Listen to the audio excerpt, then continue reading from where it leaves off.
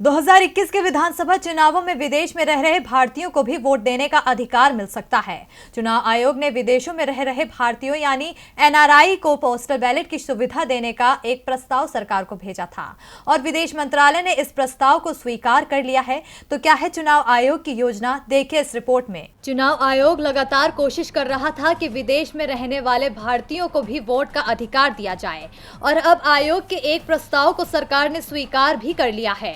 चुनाव आयोग ने सरकार से कहा था कि एनआरआई मतदाताओं को इलेक्ट्रॉनिक रूप से पोस्टल बैलेट के जरिए वोटिंग में शामिल किया जा सकता है। इसके लिए चुनाव नियम 1961 में कुछ आवश्यक संशोधन किए जाएंगे। चुनाव आयोग इस व्यवस्था को अप्रैल मई में होने वाले विधानसभा चुनावों में शुरू करने की तैयारी में है। हालांकि विदेश मंत्रालय ने चुनाव आयोग के प्रस्ताव पर सहमति तो जताई है, लेकिन एनआरआई को वोटिंग का अधिकार देने से पहले सभी लोगों से चर्चा कराने की बात कही है। विदेशों में करीब 1 करोड़ 30 लाख से अधिक भारतीय रहते हैं, जिसमें से 60% से अधिक मतदाता हैं। ऐसे में यदि चुनाव आयोग इन्हें वोटिंग प्रक्रिया में शामिल करना चाहती है तो इसके लिए सरकार को अध्यादेश के जरिए चुनाव के नियमों में बदलाव करना होगा।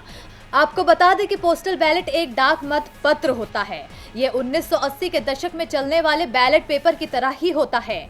चुनावों में इसका इस्तेमाल उन लोगों के द्वारा किया जाता है जो कि अपनी नौकरी के कारण अपने चुनाव क्षेत्र में मतदान नहीं कर पाते हैं। सबसे पहले पोस्टल बैलेट की शुरुआत 1877 में पश्चिमी ऑस्ट्रेलिया में हुई थी।